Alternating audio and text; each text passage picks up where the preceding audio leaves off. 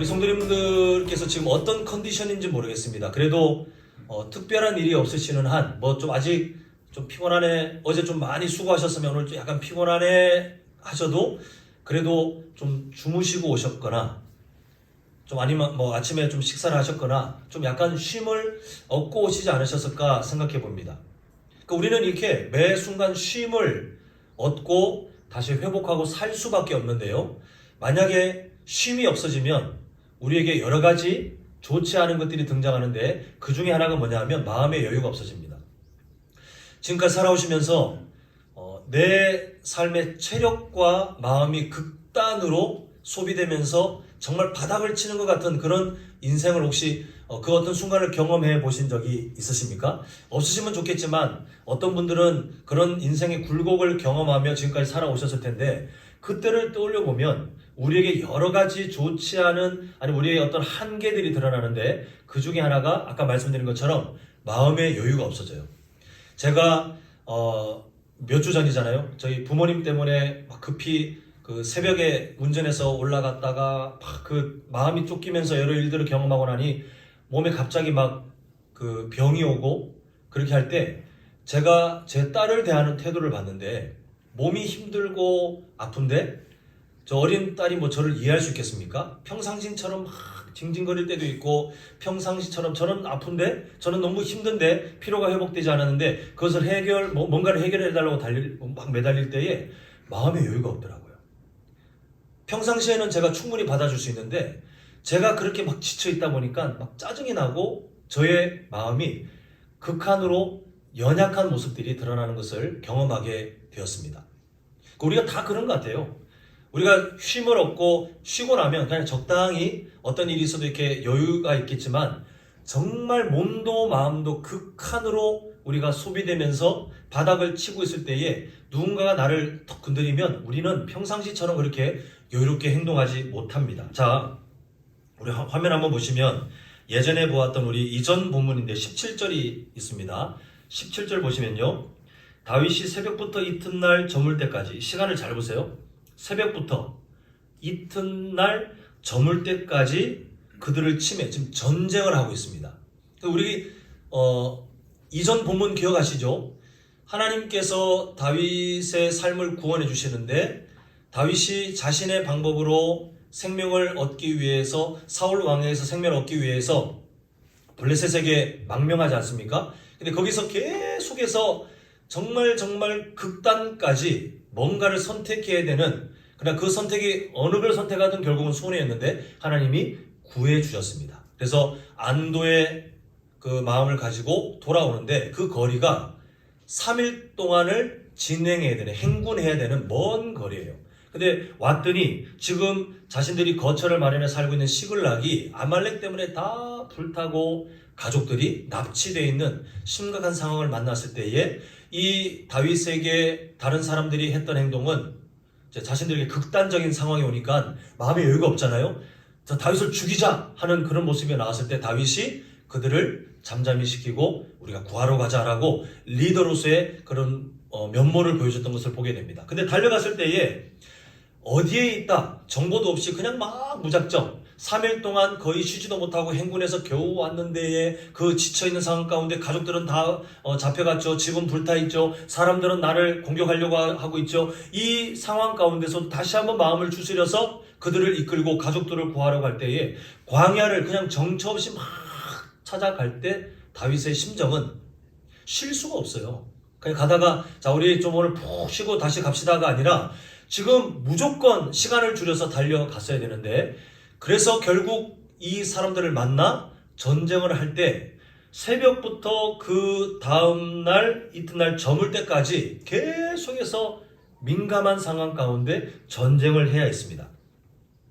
우리 성도님도 혹시 싸워보셨어요? 이렇게 주먹질하고 막 싸워보셨습니까? 전쟁을 안 해보셨을 거니까 거의 뭐 이게 전투 상황에 가보신 분도 계시겠지만 일상을 사시는 분들은 그런 일을 경험하지 못했을 텐데 혹시 길거리 싸움이라도 해보셨어요? 학교에 혹시 예전에 한번 좀 이름을 날리셨던 분들이나 아니면 그런 이름을 날리는 사람에게 부딪혀가지고 뭐 싸움을 해보신 적이 있습니까? 사람 마음이 있잖아요. 참 연약해요.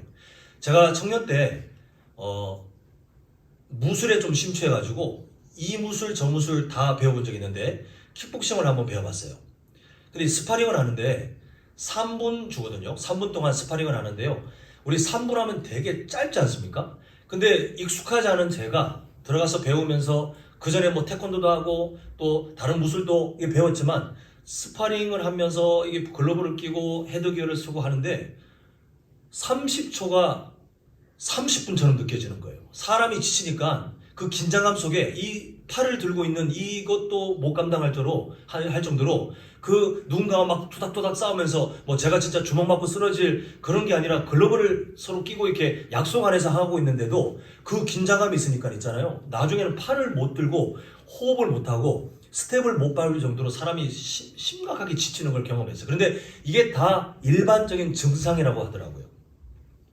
우리가 누구나 그런 상황이 되면 나는 괜찮겠지라고 생각합니다. 길거리에서 막 싸움이 일어나면 내가 뭐 슉슉슉 해가지고 사람들 쓰러뜨리거나 아니면 여기서 나를 보호하겠지? 그게 안 된대요. 그런 긴박한 상황이 되면 호흡이 멈추고 내 몸이 굳고 하면서 내가 평상시에 여유로울 때보다 순식간에 체력이 다 떨어지고 마음의 여유가 없어지면서 지치는데 지금 다윗은 그 사람들과 함께 뭘 하고 있냐 하면 전쟁을 하는데 시간이 3분 스파링이 아닙니다. 새벽부터 다음날 해질 때까지 목숨을 내어놓고 내가 죽느냐 저 사람이 죽느냐 그리고 가족을 구하기 위해서 돌아갈 수 없는 정말 진퇴양난의 그 시간에서 최선을 다해서 싸워야 되는 그래서 정말 에너지를 다 쏟아냈어요. 우리는 결론을 이미 압니다. 하나님께서 승리하게 해주셨습니다. 제가 지금 길게 설명드렸는데 지금 다윗이 어떤 심정인가? 온몸에 에너지를 다 쏟아붓고 그래도 하나님의 은혜 가운데 승리하여 전리품과 그리고 가족들을 데리고 돌아오는 중에 있지만 기억하셔야 될 게 뭐냐 하면 우리가 살아오면서 경험했을 그 어떤 완전한 피로감, 완전하게 지치고 우리가 민감하고 우리가 아주 나이 서 있는 그런 피로 상태가 오늘 본문의 상황입니다. 자, 21절 보겠습니다. 자, 다윗이 전투가 끝나고 이제 시글락으로 돌아오잖아요. 기억하시죠? 저번 본문에 600명이 함께 막 갔는데 몇 명이 낙오됐냐 하면 200명이 도중에 낙오됐어요. 뭐라 할 수 없는 것이 그 전에 3일 길을 가서 블레셋 사람들하고 막 긴장한 게 있다가 3일 길을 다시 겨우 돌아왔는데 쉬지도 못하고 막 달려가니 그 중에 체력이 못 감당하는 사람들은 달려가다가 200명이 낙오를 했어요. 그 사람들이 이제 있을 거 아닙니까? 자, 그 사람들이 돌아왔습니다. 21절 함께 보겠습니다. 다윗이 전에 피곤하여 능히 자기를 따르지 못하므로 부솔 시내에 머물게 한 200명에게 왔다고 합니다. 자, 그들이 다윗과 그와 함께한 백성을 영접하러 나오는지라. 그 200명은 쉬었어요. 그 시간이 길지 않았지만 그래도 낙오한 상황 가운데 언제 돌아오나 쉬었습니다. 그리고 다윗과 그 일행들은 쉬는 게 아니라 지금 계속해서 쉴 틈 없이 쫓기다가 이제 가족들을 데리고 돌아오는 중에 있습니다. 자, 다윗이 그 백성에게 이르러 무난하매라고 되어 있는데요. 이 단어가 짧게 되어 있지만 이 한글 성경으로 번역된 이 단어에 다윗의 마음이 우리는 묻어나지는 않지만 살짝 보이죠. 무난하다. 이 단어는요. 정말 사랑을 가지고 그 사람들을 헤아리는 마음이에요. 지금 다윗이 어떤 마음으로 그 사람들을 바라봐야 일반적일까요? 제가 만약 다윗이었다면 저기 200명이 있으면 그 사람들이 달려와가지고 괜찮으십니까? 내 몸을 주물러주고 나를 막 챙겨주고 막 나를 이렇게 우쭈쭈 해주기를 바랄 것 같아요. 근데 지금 다윗은 뭘 하고 있냐면 달려오는 그 사람들에게 다가가서 무난하다를 이제 우리의 정서로 바꾸면 다윗이 그 사람들에게 먼저 너희들 몸은 좀 어떠냐? 너희들 지금 괜찮냐? 아까 저번에 지쳐서 함께 하지 못했는데 지금 너희들은 지금 괜찮냐? 라고 먼저 살피고 있는 것이 21절 끝에 있는 그 마음이에요. 너무 좋지 않습니까? 그런데 꼭 이런 훈훈한 분위기를 깨는 아주 나쁜 사람들이 있습니다. 자, 22절 우리 한번 한 목소리로 같이 읽겠습니다. 어떤 사람들이 있는지 22절 시작.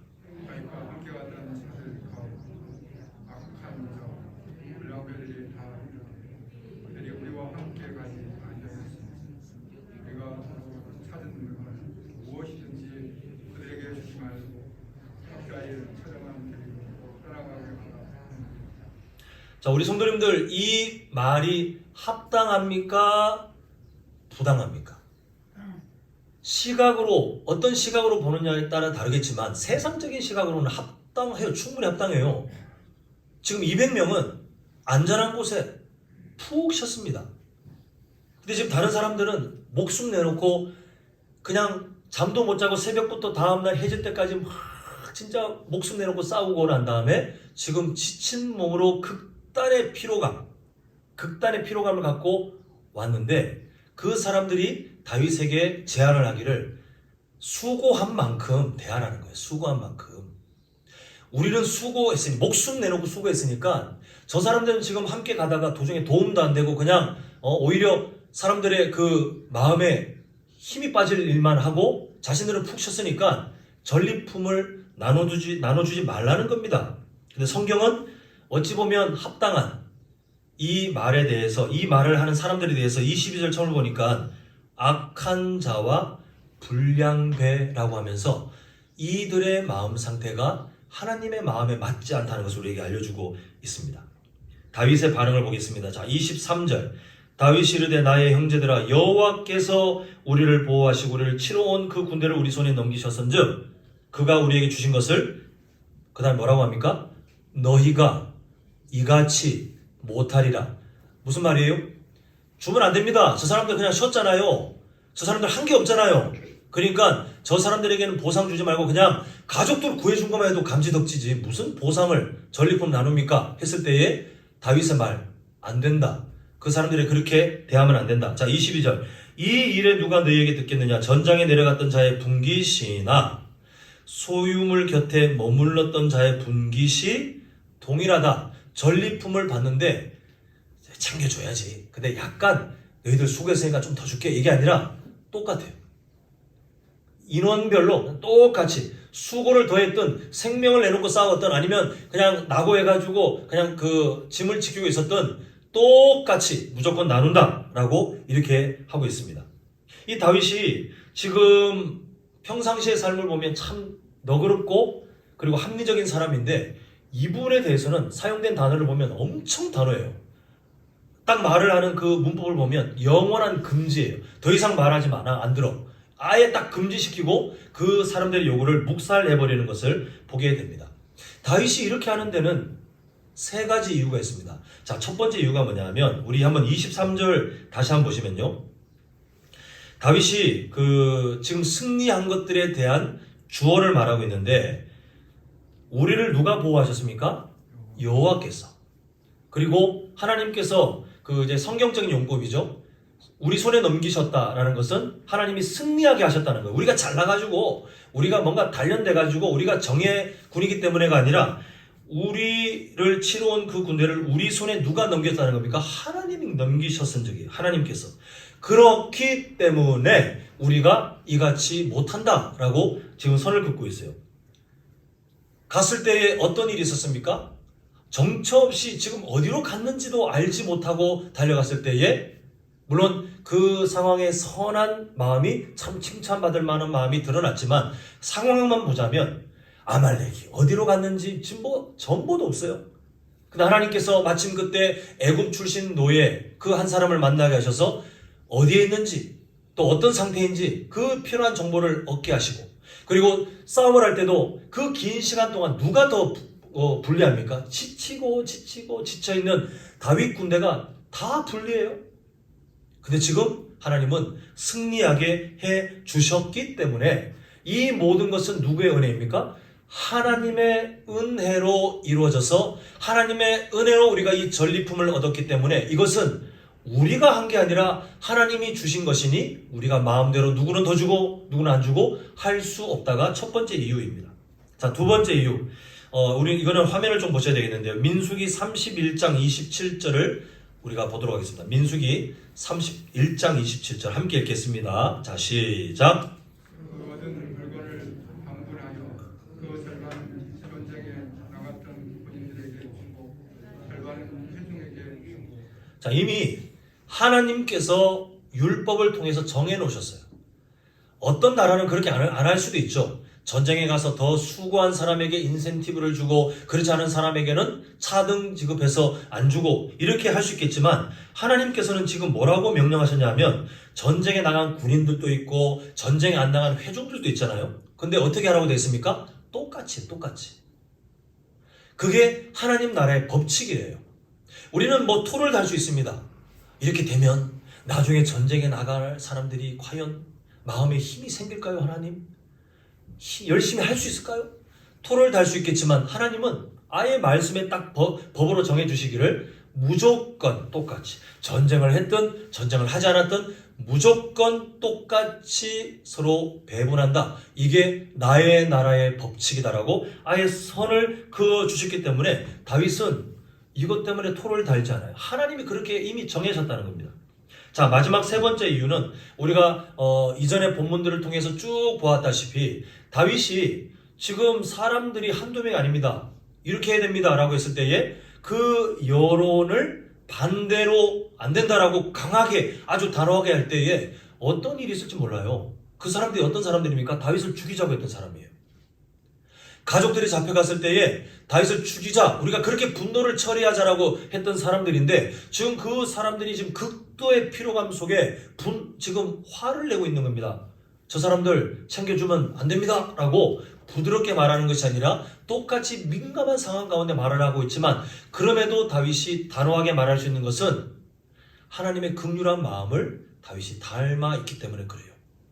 이전 본문에 애굽의 그 노예, 광야에 버려져서 죽어가고 있던 그 사람을 안구하고 쫓아가는 것이 더 유리했지만 다윗과 그 일행들이 구했습니다. 하나님의 마음에 합했을 때에 하나님이 응답하셨어요.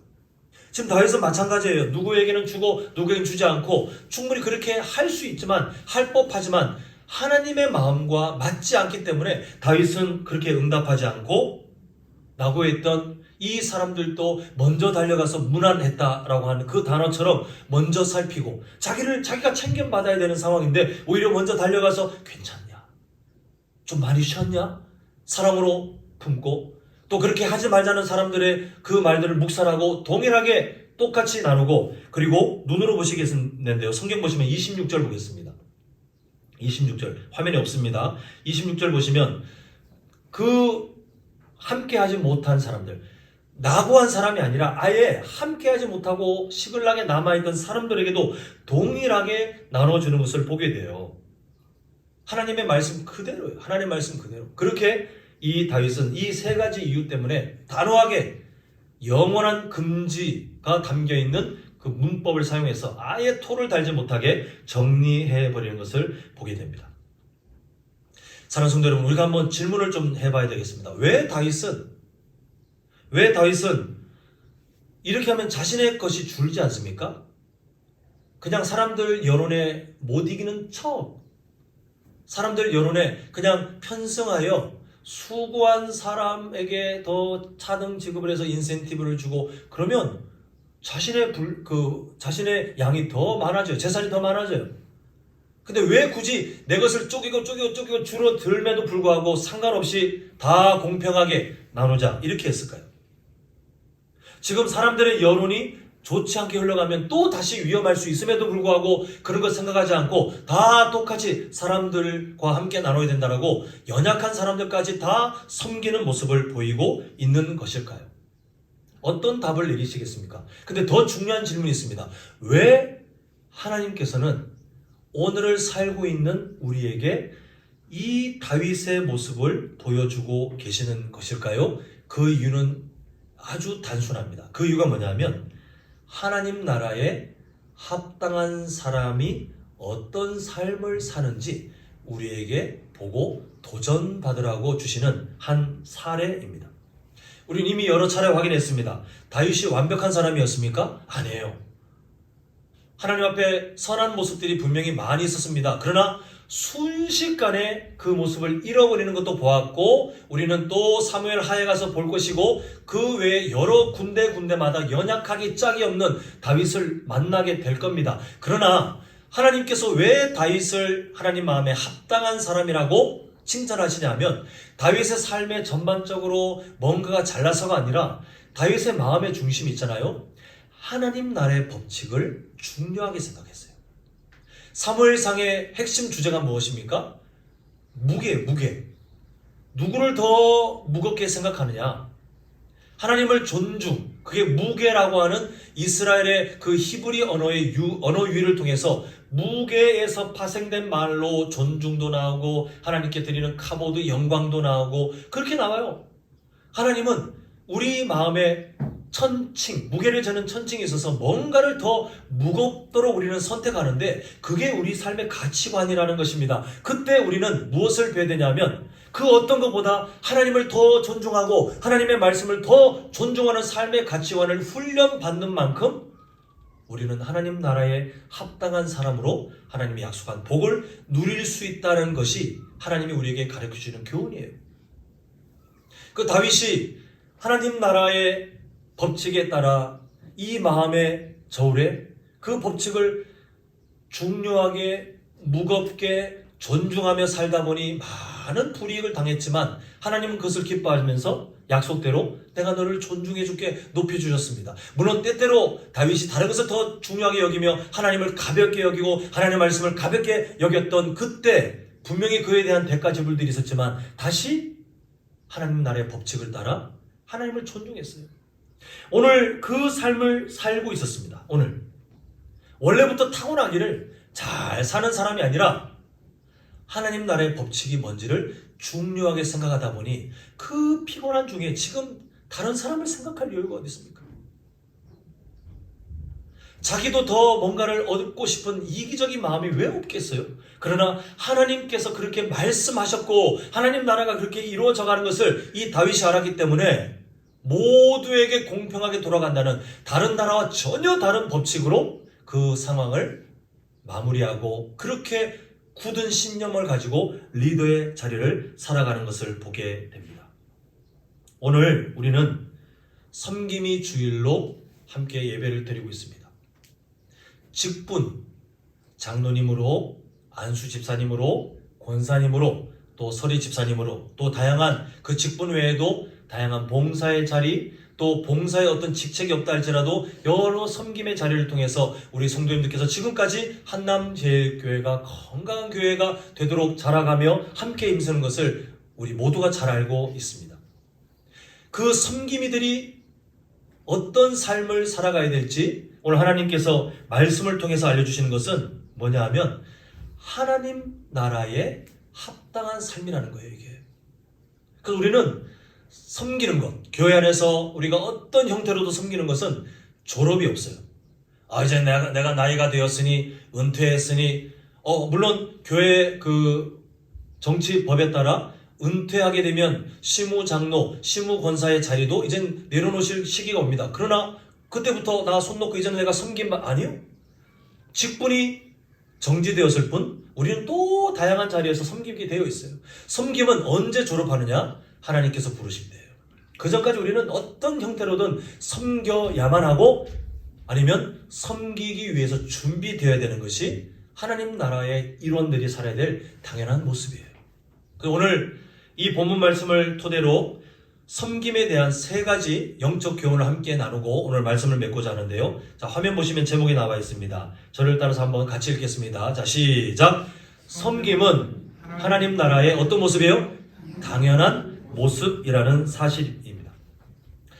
섬기는 모습 좋죠. 좋다는 건 다 압니다. 근데 우리 안에 막연하게 모호하게 깔려있는 게 뭐냐 하면 섬기는 것은 좋지만 그런 형편이 될 때 내가 형편이 될 때 하는 거고 섬기지 않아도 아쉽지만 그래도 그게 큰 죄인가? 이런 마음이 우리 안에 깔려 있는데요. 섬김은 하나님 나라의 당연한 모습이에요. 선택권이 없어요. 우리 성도님들께서 직분을 갖고 계시고 아니면 어떤 사명을 부여받고 아니면 교회 여러 섬김의 자리들을 갖고 계시거나 이런 드러나는 것들 외에 그러면 저는 직분도 안 받았고요. 저는 교사도 아니고요. 저는 예를 들면 반주를 한다거나 아니면 앞에서 안내를 한다거나 어떤 이런 봉사의 자리도 임명받지 않았는데 그럼 저는 섬기지도 못하게 이게 뭐죠? 라고 생각하실지 모르겠지만 섬김은요 그렇게 눈에 드러나는 것 외에도 없이 할 게 많이 있어요.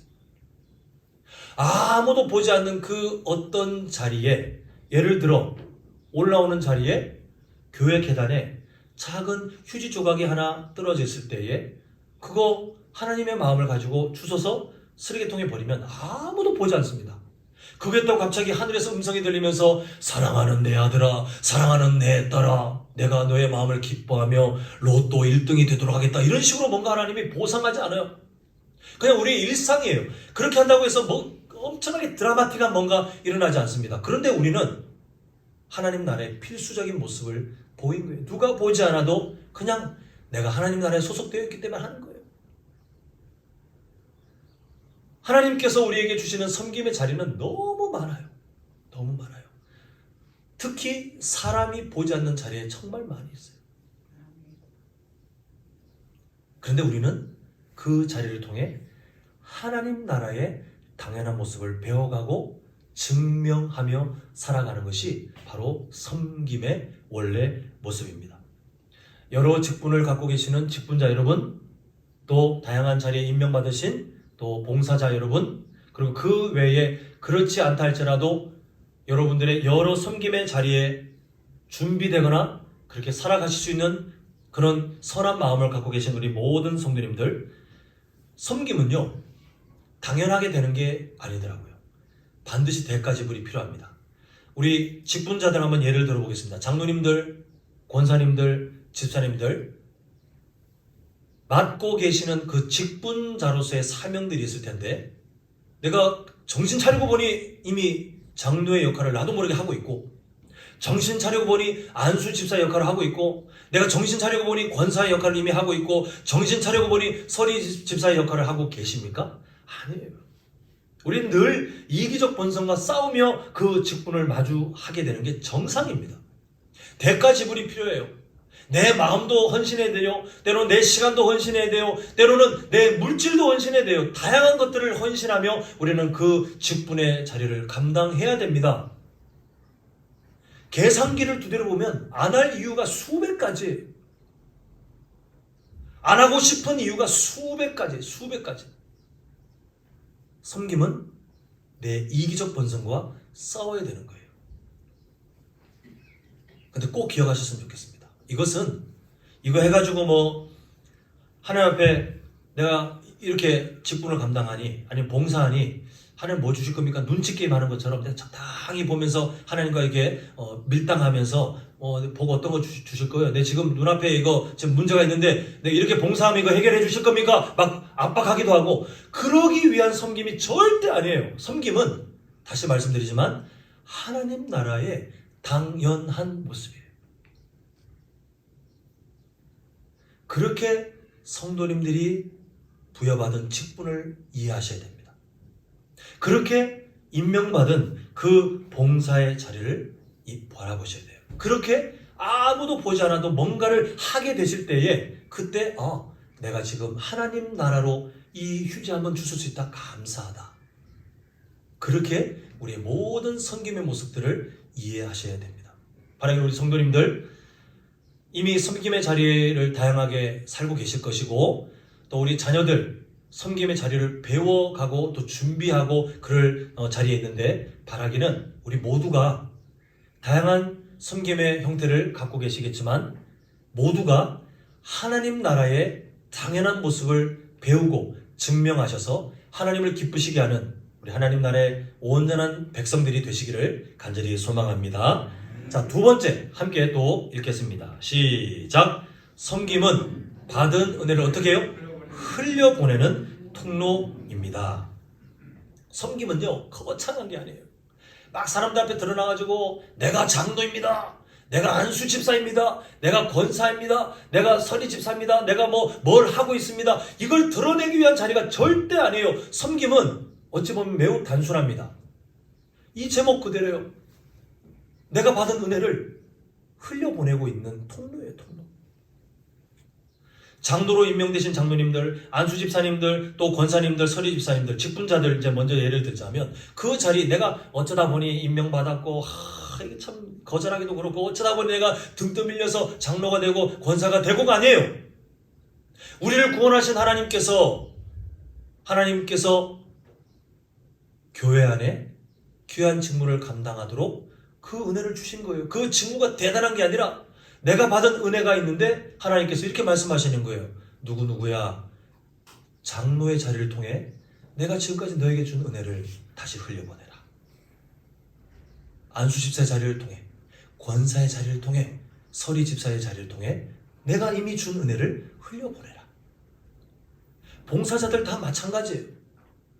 지금 뭐 예를 들면 지금 뭐 찬양팀이 있습니다. 반주를 하고 뭐 드럼을 치고 뭐 베이스를 치고 또 찬양을 부르고 잘나서 하는 게 아닙니다.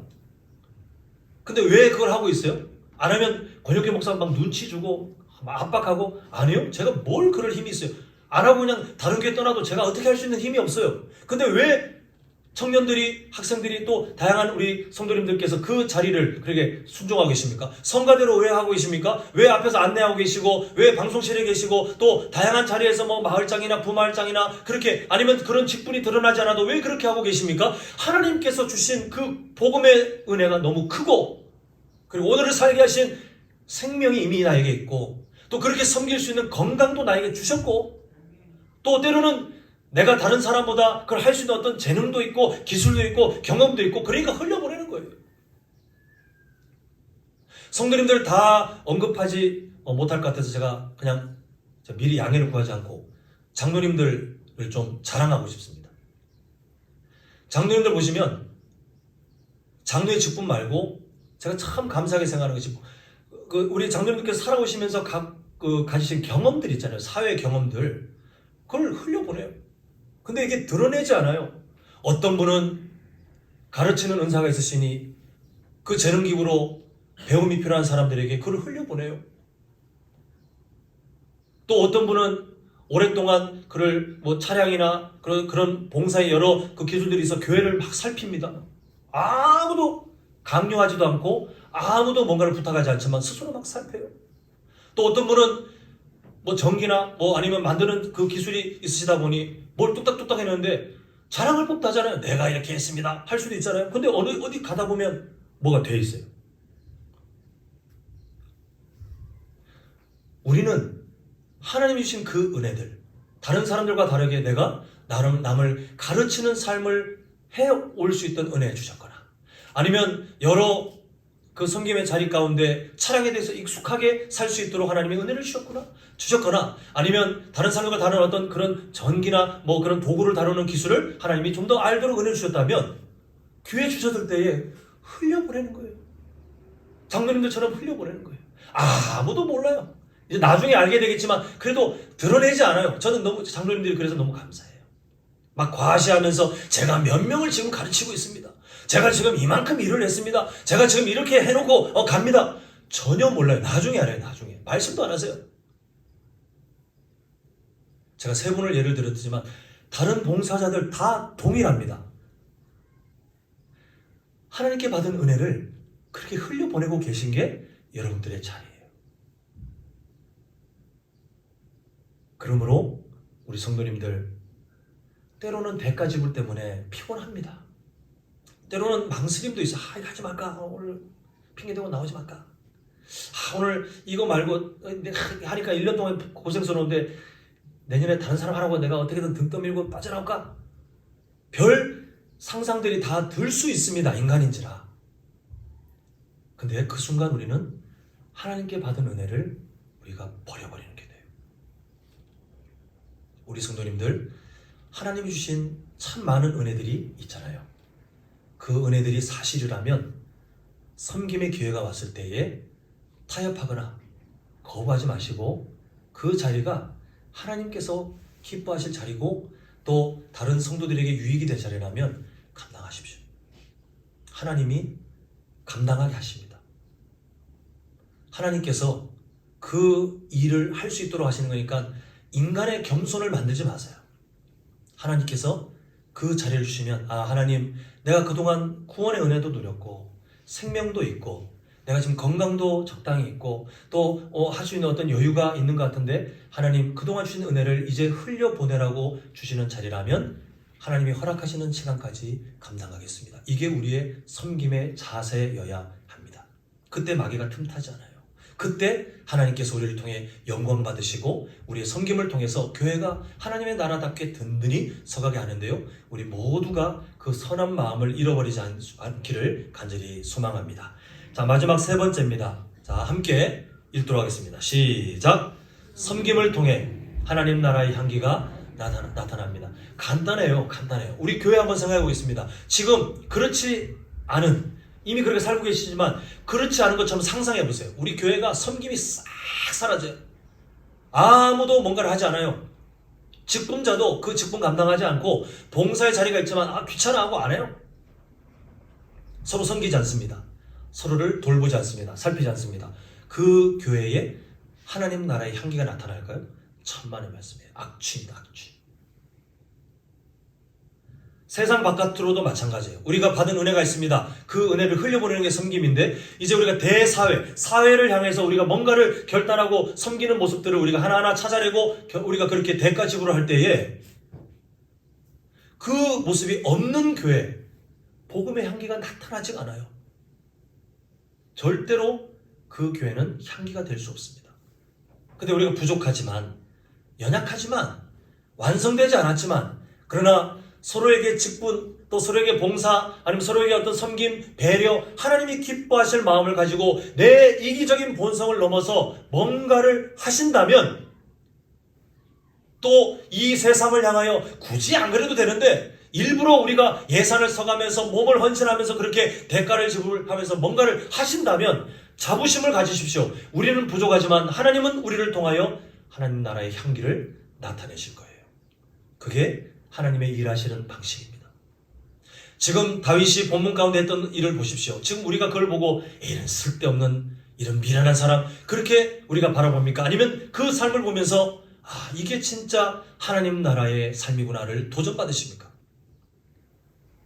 그 외로운 결단, 다윗의 그 선택을 통해서 지금 수천 년이 지나 멀리 떨어져 있는 우리에게 하나님 나라의 그 아름다운 향기가 도전이 되고 우리가 그 삶을 향하여 다시 한번 힘을 얻을 수 있는 정말 귀한 영향력이 나타나지 않습니까? 그 한 사람의 헌신을 통해 우리도 그렇게 사용됩니다.